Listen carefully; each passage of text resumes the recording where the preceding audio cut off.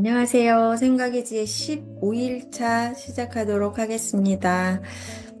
오늘 아침 일찍 하지 못하고 저녁에 하는데요. 체력이 정말 중요하다는 생각을 합니다. 앞서서 본 의지력 그리고 집중력 공부를 하는데 이 모든 것에 앞서서 가장 먼저 필요한 게 체력이라고 생각하고 있고 많은 부분의 건강이 정말 중요하다는 거 다시 한번 강조드리면서 오늘 집중력 수련 부분 들어가도록 합니다. 네, 읽어볼게요. 정신을 하나의 중심에 모으고 그대로 유지하는 것. 즉, 집중력은 어떤 일을 이루는데 가장 필요한 요소이다. 집중력은 철저함의 아버지이며 우수함의 어머니이다. 집중력은 무언가를 하는데 도움이 되는 수단일 뿐이지 그 자체로 무언가를 할 수는 없다.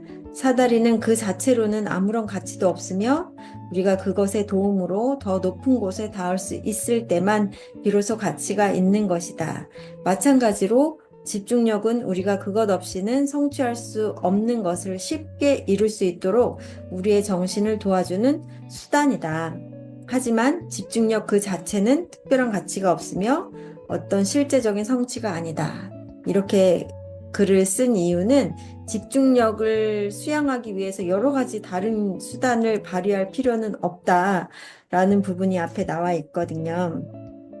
여러 집중력을 높이는 이상한 신비스러운 행동 자체가 의미가 없다라는 얘기를 하고 있습니다.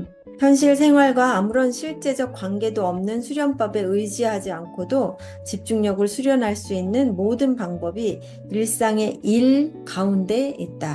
해야 할 일에 잘 제어된 정신을 기울이는 것이 바로 집중력이기 때문이다. 그것 외에 다른 무엇이 집중력이란 말인가? 집중력의 가장 큰 적은 동요하고 방황하는 규율 없는 정신이다. 혼란, 의심과 어려움은 이렇게 잘 단결된 생각의 힘 앞에 무너지게 된다. 생각의 집중은 모든 성공과 승리의 주요 요인이다. 집중력을 얻는 비결은 다른 능력이나 기술을 습득하는 방법과 조금도 다르지 않다. 그 비결 역시 모든 발전의 기본 원리인 실천과 연습에 의해 지배되기 때문이다. 어떤 일을 할 수 있기 위해서는 그 일을 하기 시작해야 하고 완전히 그것에 숙달할 때까지 계속 반복해야 한다. 어떤 걸 잘하고 싶다면 일단 시작하라는 얘기고요. 그 다음에는 계속 반복해라. 훌륭한 집중력을 가지려면 정신을 집중해야 한다. 그러나 실천이 전부는 아니다. 열의와 지성을 가지고 실천해야 한다. 당신의 일에 정신을 집중하라. 정신을 집중하는 목적은 당신이 숙련된 기술로 신속하고 원활하게 일할 수 있는 능력을 갖추는 것이어야 한다. 그런 수준으로 일할 수 있기 전까지는 아직 당신은 자제력이 없고 집중력을 획득하지 못한 상태이기 때문이다. 집중력을 올리는, 수련하는 4가지 단계가 있다고 합니다. 1. 주의 2. 숙고 3. 몰두 4. 고요 속의 활동 이렇게 점점점 단계가 올라가는데 첫 단계는 산만한 생각을 멈추고 집중의 대상인 현재의 당면 과제에 정신을 집중하는 것이다. 이것이 주의 단계입니다. 그 다음에는 이를 진행시키는 방법에 관하여 활발하게 생각하는 단계에 들어간다. 이것이 숙고이다. 계속해서 숙고를 하다 보면 정신을 산만하게 하는 외부 자극에 대해 감각의 문이 모두 닫히고 오로지 현재 당면한 일에만 강하게 생각을 집중하는 정신 상태에 이른다. 이것이 몰두이다. 깊은 생각에 이렇게 집중해 있는 정신은 최소의 마찰로 최대의 일을 이루는 상태에 도달한다. 이것이 바로 고요 속의 활동이다. 주의는 모든 성공적인 일의 첫 단계이다. 주의력이 부족한 사람은 모든 일에 실패한다. 그런 사람은 게으르고 경솔하고 무관심하고 무능한 사람이다. 주의 단계에 이어 진지한 생각에 정신이 눈뜨면 2번째 단계에 도달한다. 일반적인 세상사에서 성공하는 데는 이 2단계만으로도 충분하다. 주의를 하고 숙고하는 단계, 두 단계만으로도 일반적으로 유능한 사람이 되는 건 충분하다고 합니다.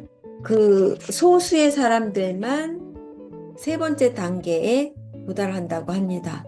몰두의 단계에 이르면 천재의 영역에 들어선 것이다. 멋지죠?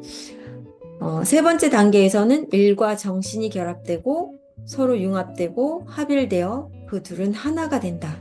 그러면 더 적은 노력과 마찰로도 더 뛰어난 능률을 발휘할 수 있다. 이 몰두의 상태에서는 꿈의 혼돈 대신 완벽한 질서, 예리한 통찰력, 폭넓은 이해력이 있다고 합니다. 그 다음 단계, 네 번째 단계, 고요 속의 활동에 도달하면 드디어 완전한 집중력을 지니게 된다. 이 완전한 집중력의 상태를 다른 단어로 표현하기가 어려워서 이 말을 썼다고 합니다. 고요 속의 활동. 이 개념은 회전하고 있는 팽이를 상상해 보면 이해가 되실 거라고 합니다. 팽이는 역동적으로 돌고 있지만 완전한 균형을 잃었을 때는 팽이가 어린이들의 표현으로는 잠자고 있다라고 표현을 한다고 합니다. 완벽하게 균형 잡힌 강렬한 활동의 지속 상태. 그때가 네 번째 단계, 고요 속의 활동입니다. 이 단계까지 가려고 노력을 해볼 만하죠. 이 마지막 단계에 완벽한 몰두에 도달한 사람은 누구든지 자신이 정신을 집중하는 특정한 분야에서 천재성을 나타낸다. 발명가나 예술가, 시인, 과학자, 철학자 등 천재성을 갖춘 사람은 모두 이 몰두형 인간이라고 합니다. 마지막 부분이네요, 벌써. 집중력의 네 단계는 각각 특정한 힘을 갖고 있다. 첫 단계가 완성되면 유능함을 발휘하게 되고 두 번째 단계가 완성되면 기술과 능력과 재능을, 세 번째 단계가 완성되면 독창성과 천재성을 발휘하게 된다. 한편 네 번째 단계가 완성되면 지배력과 힘을 갖게 되고 사람들의 지도자나 스승이 된다. 점점 더 레벨업 할 수 있는 목표가 생기는 것 같죠? 조금씩 정신의 집중력을 성장해보는 목표를 한번 잡아보면 좋을 것 같습니다. 마지막 부분입니다. 집중력의 개발에 수반되는 활발한 정신 훈련은 세상 일에서 발휘되는 점점 더 큰 유능함과 성공을 거쳐 명상이라 불리는 더 높은 형태의 집중력을 향해 나아간다. 바로 명상 가운데서 정신은 거룩한 경지에 눈을 뜨며 영적인 지식을 획득한다. 이 부분도 굉장히 중요한 부분으로 이렇게 치닫고 있는 부분입니다. 내일은 명상의 실천을 할 건데요.